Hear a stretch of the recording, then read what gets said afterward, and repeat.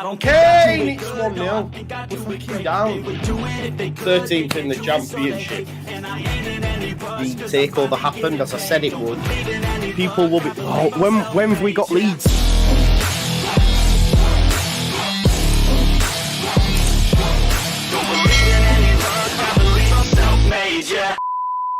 Now then, people, welcome back to the Just Joe Football Show, and it's time for the latest little trio, little quad we've made of videos. Big up to these two anyway, genuinely. Thank you so much to these two for helping me out on this while I'm away. Legends, so make sure you show them love. What we're going to be doing today is having a look at the key to success for the upcoming season.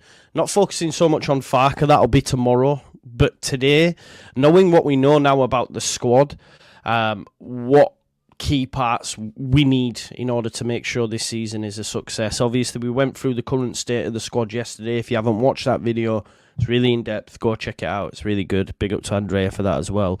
So, yeah, let's straight off the bat. Lockie, I'll come to you. What area of the pitch do Leeds United need to improve to ensure that we're a success next season?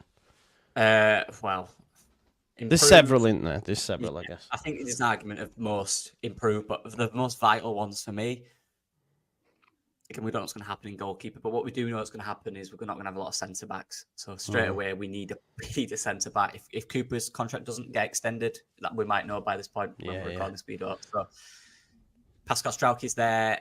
Ampadu played centre back, so he will be back in midfield. You're potentially losing Creswell, who hasn't played barely any minutes this season, and of course we don't know what's happening with Joe Rodon. So look, in a few days that might be made more clear, and we might have 3 centre backs. But right now it's looking like we're going next season with Pascal Strauch as a starting centre back. That's a big one for me. Again, looking at full back, if Archie Gray stays, which I believe he will. Now I've changed my mind on that. We have him there. We keep Sam Byram. That's cover. I'm all right for now with that one. That's not vital. Left back is, again, we've only got Junior Firpo. Will he stay? There's a lot of up in the air at the moment, but for me, clearly centre-back. I think we need a 30-goal season striker. That could be Matteo, but that's a lot of pressure and a lot of expectation this season. Might even be Sonny. And most of all, progressive 8, a box-to-box 8. I think that's key. And of course, again, wingers if we lose our best 2 wingers. So everywhere. Sorry, I'll get centre-back, a progressive 8, and we'll need a winger, 100%. Yeah.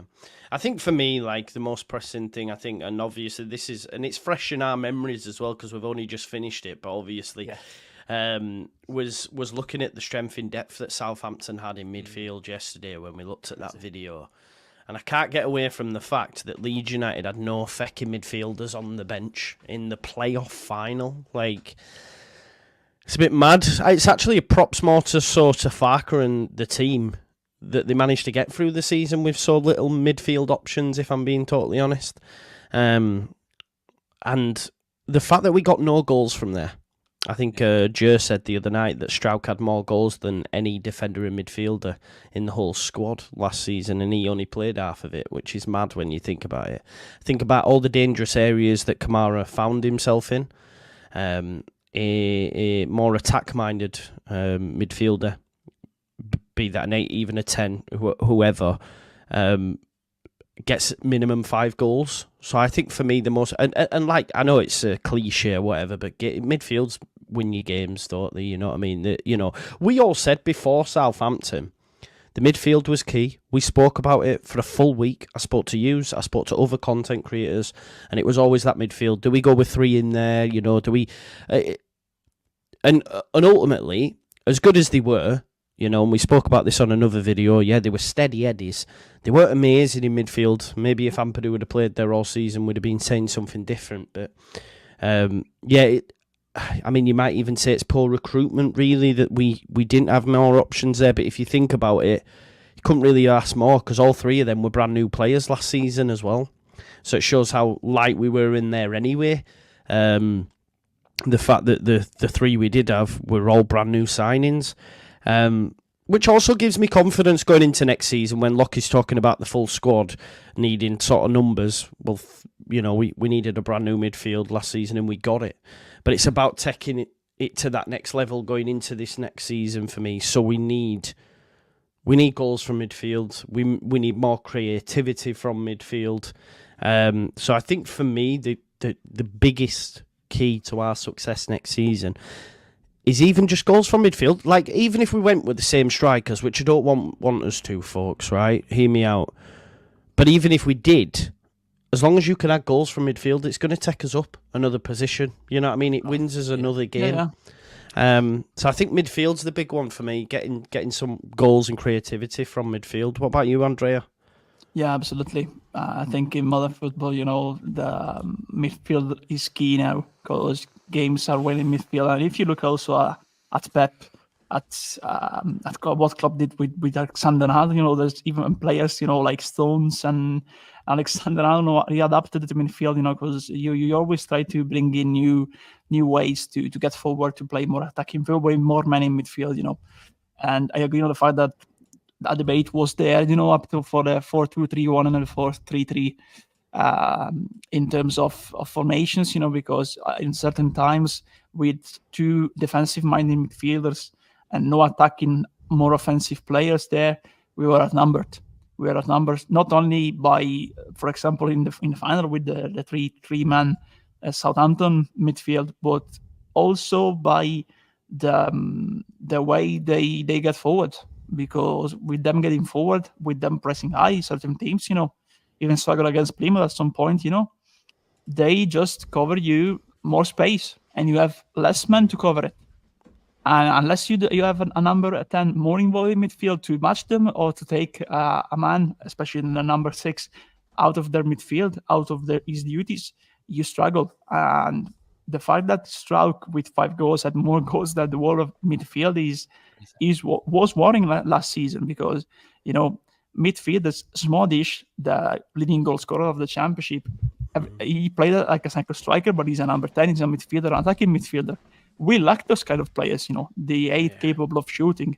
We had a number 8 Kamara, very good with his passing, very good with how he treats the ball, very technical player, but the last time I remember him taking a shot towards goal was against RB Leipzig in the semi-final of the Europa League for Rangers, That's madness, honestly, for me, that we rarely had our midfielders having a shot at goal, honestly.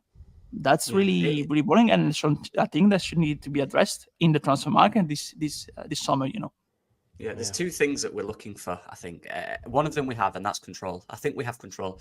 And again, that's Ampadu in midfield. Everything we're talking about here is Ampadu in midfield, right? We're assuming he will go back into that 6. He's the starting 6 next season. He has to be. He's key.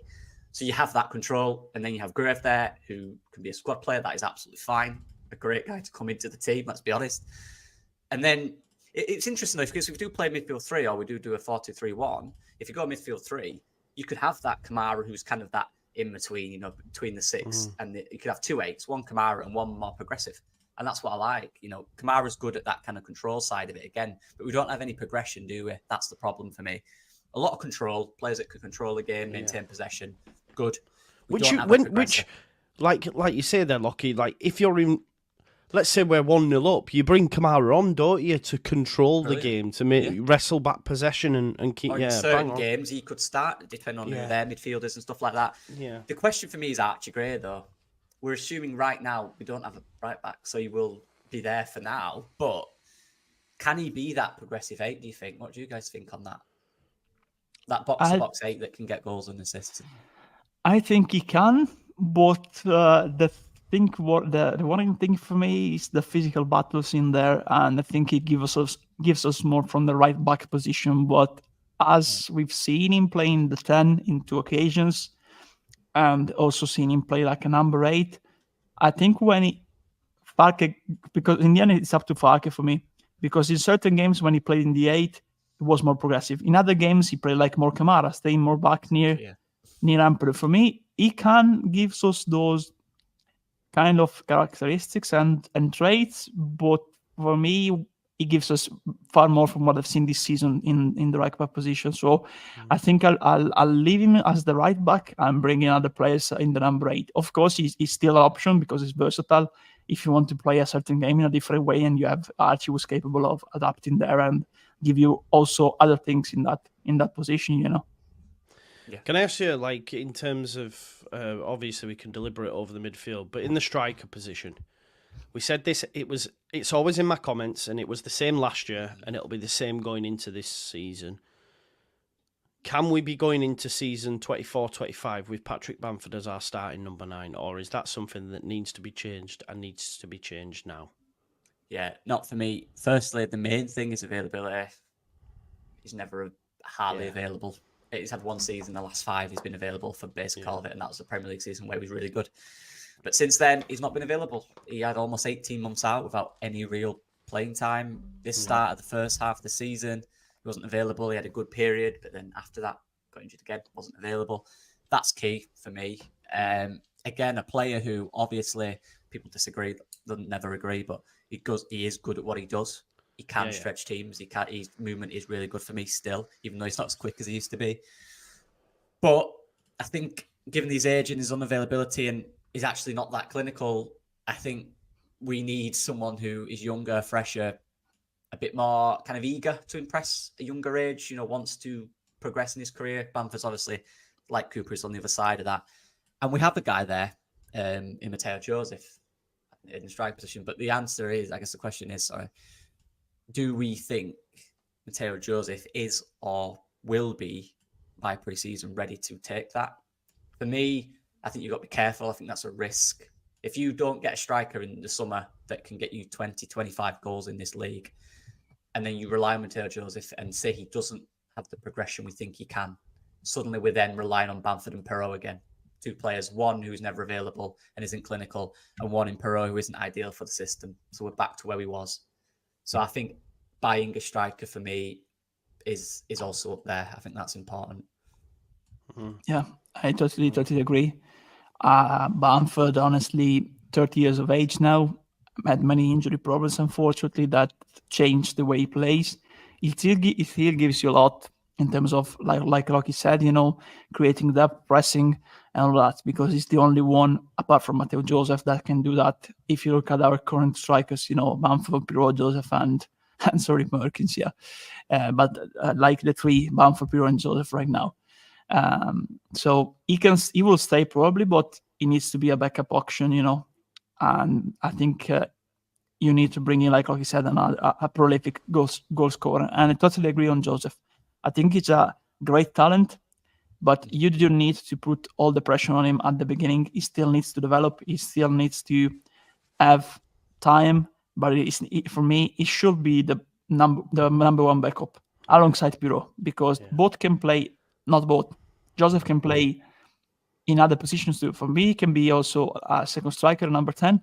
And I mean, played off the wing as well. He's played off the left as well. Yeah, absolutely. Because it gives you, especially if you switch to the 4-3-3, I think he can give you also a lot from the wing. Like Armstrong. I think Joseph can play in a similar role to what Adam Armstrong did from Southampton in many games this season. With a more physical play like Adams up front. But honestly, we don't need to rush him. And don't need to rush him doesn't mean he doesn't need to play like this season, because I think he was badly managed in the end towards the end of the season, especially after he proved that he could belong at Chelsea. He proved at Watford instant impact, But I think he deserved to play more minutes, honestly. More minutes because Perrault was constantly playing and he was struggling. And Joseph needed to play more minutes to have time to have more impact and to develop more as a player. He's not a finished player. He still has a lot of development to go under, to do. So a new striker, but Joseph as the first backup alongside Perrault. Can I ask you as well, boys? Just something just came to my mind there. Big up Danny, who mentioned this before, and I know we've spoken about it, I think, before off air or in group. Previously, Farkas sort of like played with 2 wide 10s, if you like. And this season, he sort of had 2 wingers. He had 2 out-and-out wingers, really, in Somerville and Nonto. They're going to exit. Is there a case for us seeing more Rutter-type players coming in? More that can play, I guess, like, you had Buendia, you had Cantwell and stuff, and then maybe Onel Hernandez used to create the width, right, when he first came in.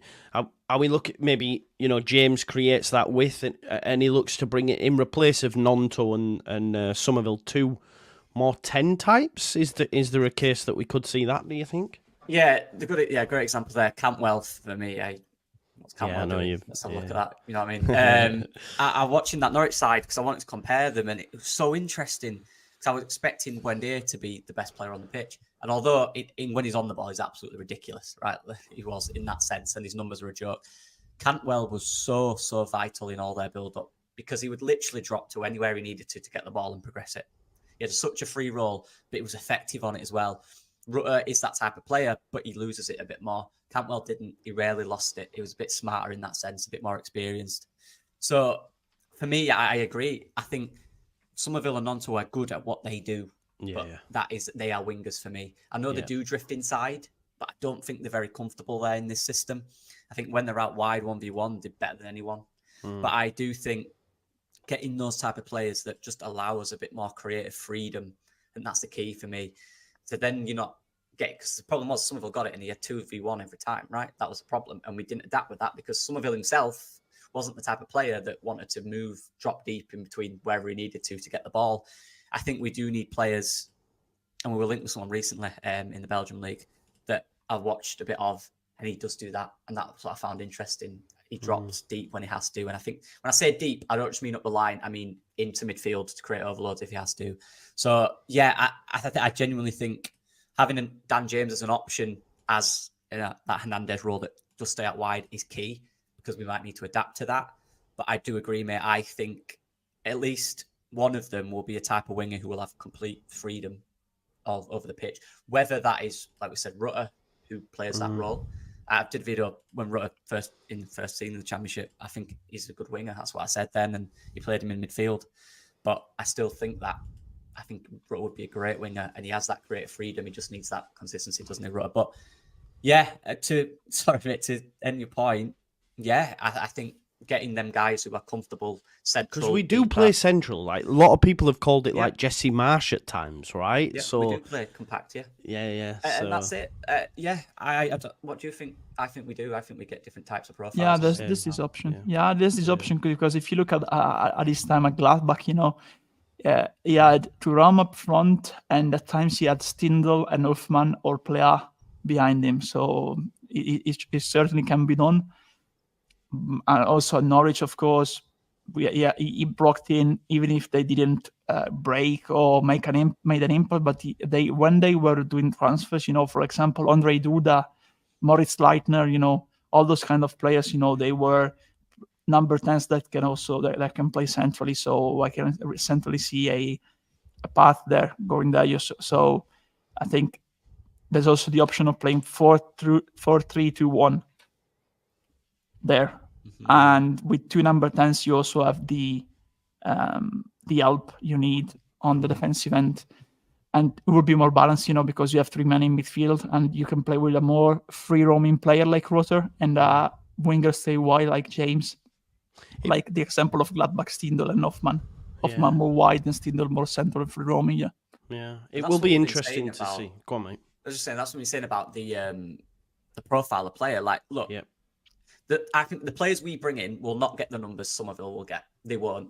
They might be better for the system. They might provide more balance in the system, more build-up play to get to the front three. I think next season Farker wants his striker to be the main goal scorer and the 3-10s or the midfield to chip in with goals and assists to provide for the striker. I think that's key because the balance this year has been too much on Somerville to create a moment. Like got 30 goal involvements for a winger in the Daniel Farke system doesn't really happen. Obviously, Buendia had ridiculous numbers, but he's a joke of a player. But I look at the Cantwell, who had about 10 goals, 10 assists.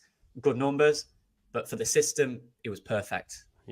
Somerville is an unbelievably talented player, but isn't perfect for what we need, I think, under Daniel Farke. Do you think as well, like, obviously, I'm thinking at the end of the season, you know, they have this review. Why didn't you do it? Well, and people won't want to hear it because they go, oh, well, you know, he didn't get promoted with the best team the Championship's ever seen, and that according to some. And yeah, individuals amazing and all this sort of stuff, but he didn't have his squad. Like, he didn't have his team. He worked with what he's got, and I'm not saying what he had was bad, because it wasn't. Because when you've got Somerville and Rutter and stuff, that's not bad. When you've got Willie Nonto, that's not bad. But like the lads have just been saying, I think as well, like in the review, why did it go wrong? Well, look, you know, we're going to get into what Farker can change on the next video, but it's like, why didn't you use your bench as much? Well, I didn't have the right profiles of players in order to be able to impact the games. I didn't have the trust, like Lockie's just mentioned. So these are all things that you have to take into consideration when doing a review, a big review, I think. And you know, if we're just looking at from a playing personnel perspective, that could be one of the keys for success, is removing the wingers and giving him tens, if you like. You know, those that are more comfortable in tighter areas and more narrow of a pitch, you know.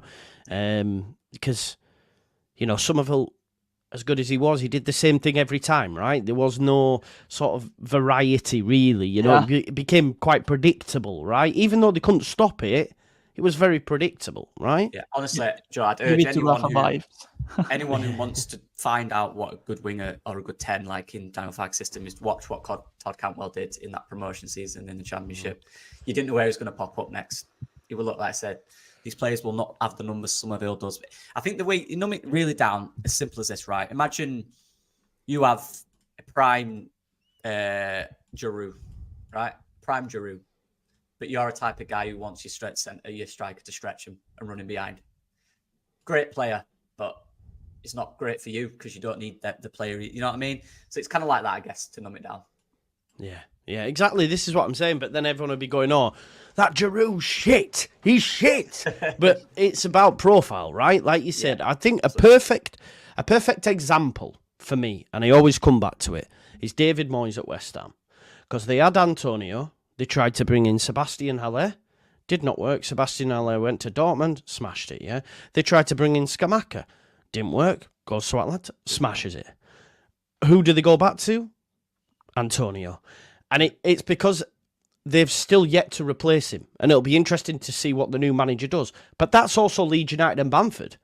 We have struggled to replace him, to find the right profile for how we need to play it. And, you know, even Farker's found that this season. So, we need to bring in the right profiles of players. I think, you know, that's key. Boys, to finish up, I'm going to ask you for one position and a player, if you've got one. Just one position that is the key to success for the upcoming season.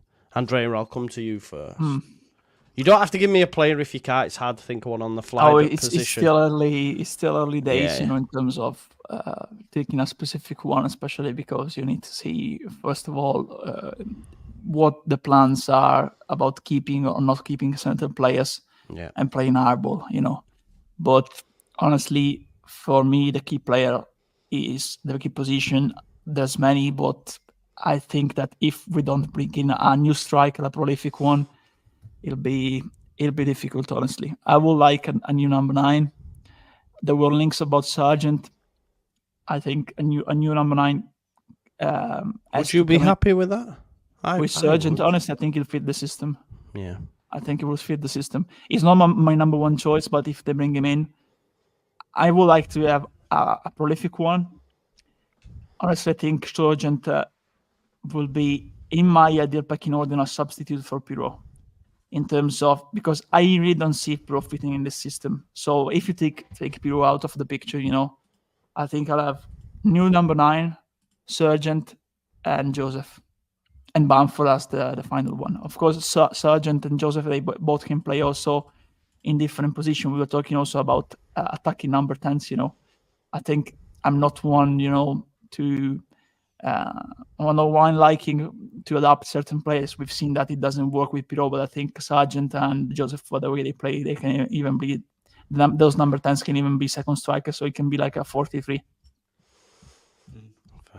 I'm going to go for a 10. I'll just go get Sammy Schmodics, nice and easy. Get Sammy Schmodics, score loads of goals. Happy days. Over to you, Lockie. Yeah, 10's great. There's Andrea knows, Laszlo Benes, the guy we talk about every week, and we love him. It'd be great. He can play 8 as well. But I'm going to mix it up. I already spoke about him. Left wing, Todd Cantwell. Sorry. There you go. Is he still at Rangers? That's realistic. I don't know. Yeah, he's up and down, usual. Todd Cantwell, but under Daniel Farker in the Championship, ridiculous player. There you go. We shall see, folks. Go on. If you want, I can name you one from Italy of strikers, you know. Let's see. There's, this What about- one can be. Go on, sorry. Yeah. Poyan Paulo, I was going to say, what's he doing these days? Oh, there's for Jan Paulo. Yeah, for Jan Paulo, there's the promotion final, the second leg with Cremonese, but he probably go to a Serie A club then. No, I was thinking there's a player at Lecce that I really like. I think he will fit the system. Nikola Krstovic. But he had a very good start of the season. Then, of course, had some ups and downs. But I think he has all the tools, and especially considering he's playing for Lecce. So I think it will be, considering Lecce will challenge again for their goal will be again to avoid relegation again, of course.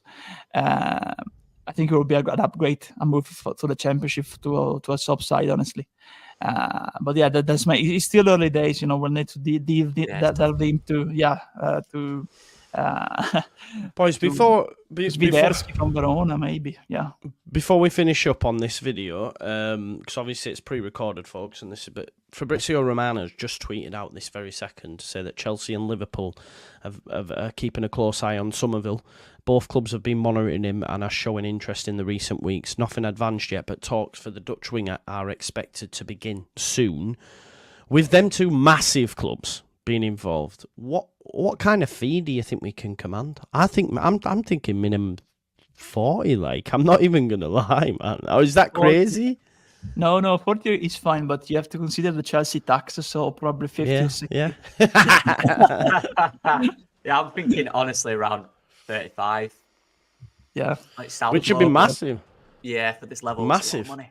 Crazy money. So listen, bring it on. And I think he'd suit Chelsea more, just because I think he starts at Chelsea over Liverpool because their left wingers are shit. So yeah, I think well, they're not shit, are they? Sterling, Mudryk, I get it, but Somerville's got a better opportunity starting there than over Luis Diaz for me personally. But we'll wait and see. But we'll leave that one there, folks. Next one tomorrow, Friday, and then I'll be back home. So don't worry about it anymore. These two have been worked to the bone, man. I'm gonna have to start paying them a wage, I think. Next video, we're going to be chatting about how Daniel Farke can change. So we know what we need in terms of profiles of players and what we'd like. But how can Daniel Farke change? Find out on tomorrow's video.